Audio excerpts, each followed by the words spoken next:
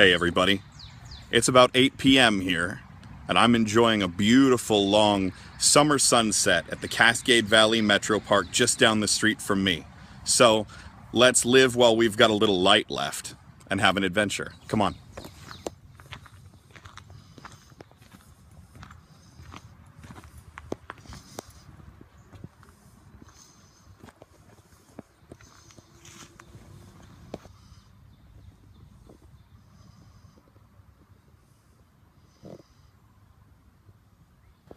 Now, I realize that I announced a part 3 to the Queens series at the end of the last video on the Queens of the Tarot Court, but that doesn't sit well with me because I think that the practical application of the Queens is the practical application of all of the court cards, and I feel like those videos would be repetitive and redundant, so I just want to take some time intermittently while we're on our hike tonight to talk about ways to defang and demystify the tarot court and make it easy for everybody.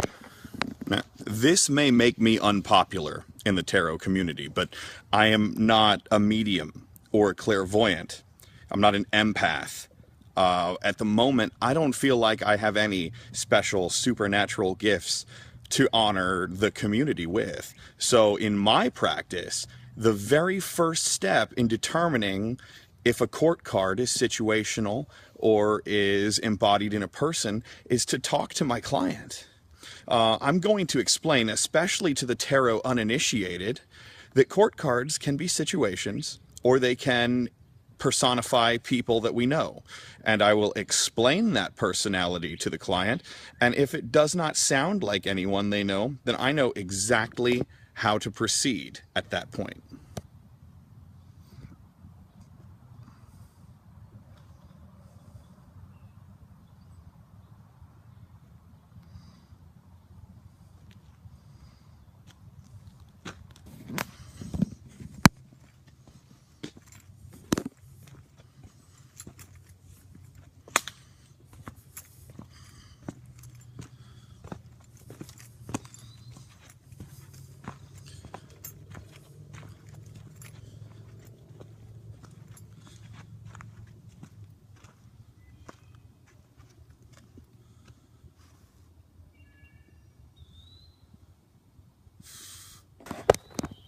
Now, sometimes a straightforward explanation, that's not the answer.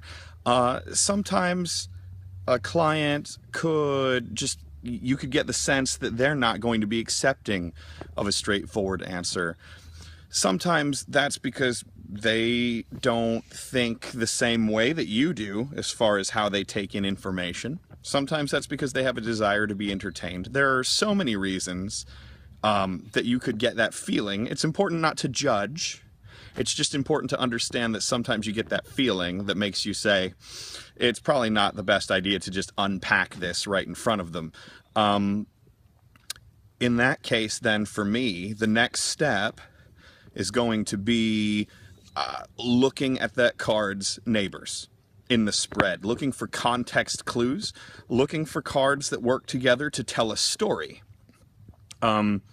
You know, because if you're getting cards that tell a tale of an issue or a disturbance in a person's life, sometimes maybe 2 or 3 cards that agree, and there's a court card sitting there, you're going to have enough support and enough evidence to say, you know, this is a person that is causing this, or that this is definitely an aspect of the situation. And you'll get that feeling. You'll get that feeling in here. And there are times where I'm just sitting at a table with a client and I get the idea that I'm just supposed to talk, and I just talk. The first things that pop into my head, maybe that's a spiritual gift and I just haven't learned to recognize it yet. But the point is, you'll get intuitive feelings and you should follow those. So the short answer there is, you know, if you're not comfortable just laying it all out, look for context in the other cards in the spread. Or, you know, if you're in the process of learning and you want to try and divine it for yourself, look at the spread before you explain this, and maybe you'll answer your own question. Another reason that I can think of to just, look for context first is if you get the feeling that this person is in crisis, and you don't want to take them out of this sacred moment that you've created for them, take a step back and take a deep breath, and maybe the answer is to look at the spread. For context, that is another step in the process of determining, hey, what is a court card saying to me here?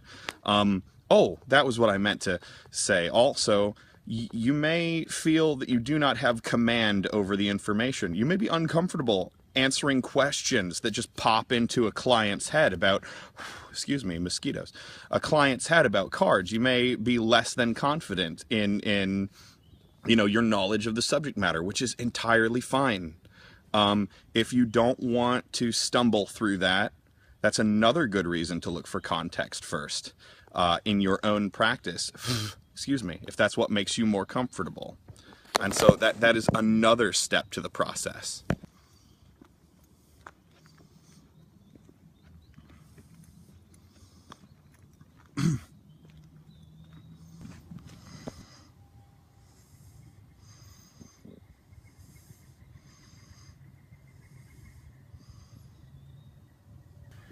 The final piece of advice that I would give you, based on my own experience and my own knowledge inside my own practice, is when you're trying to determine what does this court card mean, is let your client tell you. Sometimes you're going to run into a talkative client. They're just going to want to tell you their issue and tell you their trouble, and this is absolutely fine. It's okay. In fact, it's something that you should look for in a client, whether you are experienced or a novice, because I believe that tarot is a conversation. I have to communicate with that person, whether I'm delivering messages that are secular or sacred, or giving advice that is divinely inspired, or good old-fashioned life experience and common sense. I need to talk to my client.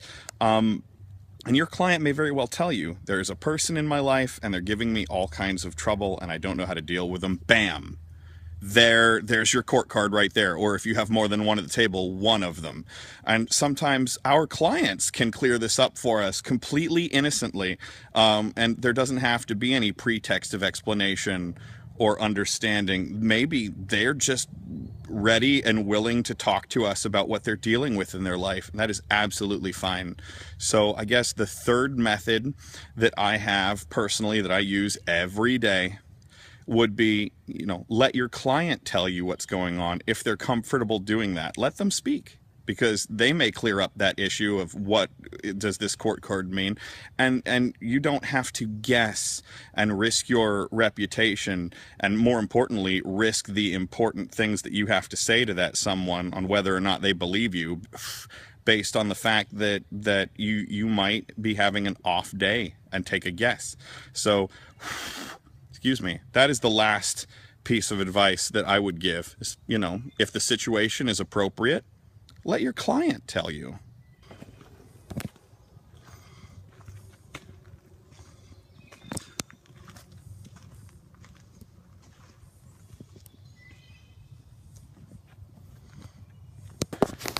The tarot court is multifaceted.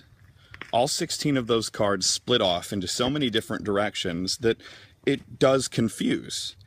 And the court cards take time. They're going to take time for us to become confident. We're going to have to unpack them out onto the table again and again and again in different places in a spread and for different questions before we really feel supremely confident. And so no matter what the video consists of, I guess that the core understanding is that one needs to practice in order to become proficient. But I believe in each and every one of you. And I trust that all of you, given the time and the patience, are going to be able to understand court cards just like, an offhanded thing that comes so easily to us. Because I understand that everyone wants to try and everyone wants to succeed. And because of that, you all will. And that's something that I want you to take away from this. And you know what else? Here's a little secret. For everybody who is looking at a computer screen and watching me ramble on for minutes, wanting to learn more about how to understand this subject, I did not want to make this video. It is so easy for me to just, talk about cards. There it is. I'll leave it on the table. This is what this card means to me. Take it or leave it. I can do that with authority and I can do that with a confidence. But when it is time to unpack my own opinions, that terrifies me. Because it's not my place in the world to offend people, and it's not my place in the world to create problems and hindrances in other people's understanding of anything. It's my philosophy that, I need to run smooth, especially around other people. And so this was very difficult for me. And I thank you for hanging in, and I thank you for taking the time to hear my opinions, baseless and uneducated as they may be. And I wanted to explain the significance of my location. The Metro Park that we're in this week, we're in because it is close to home. It makes me feel confident. It makes me feel secure. And there's nothing that calms my soul more than a sun, than a sun going down, than a sky spitting gold through the trees, to make me feel at peace and at ease and able to make a video like this. And so I'm at your mercy and am thankful for you at the same time. And I guess if I wanted to leave a last parting shot, it would be a last piece of advice for you to find a place, a time of day, a physical location, even a place in the mind, a memory, some place to go that can quiet your soul, that can quiet your mind, that can make you feel confident and at ease and at peace. I guess that is metaphysical homework for everybody, because I know that it certainly has helped me to do something terrifying. And I'm sure that when you face terrifying things in your life, that having a special place, a special time of day, a special memory would be incredibly beneficial to you too. So if you haven't thought about that before and you struggle with anxiety like I do, give that a try. You might be pleasantly surprised. As always, I want to thank you for taking the time, and to remind you that if you enjoy the kind of videos that I make, to please subscribe to the YouTube channel, Tarot Changes Lives. And if you have any questions or comments, please send them to me at the email address on your screen, which is tarotchangeslives, all one word, @gmail.com. Thank you all very much. If the court cards give you worry or concern, take a deep breath, because they won't for very long. And I guess we'll see you next time. Have a good night, everybody. Bye-bye.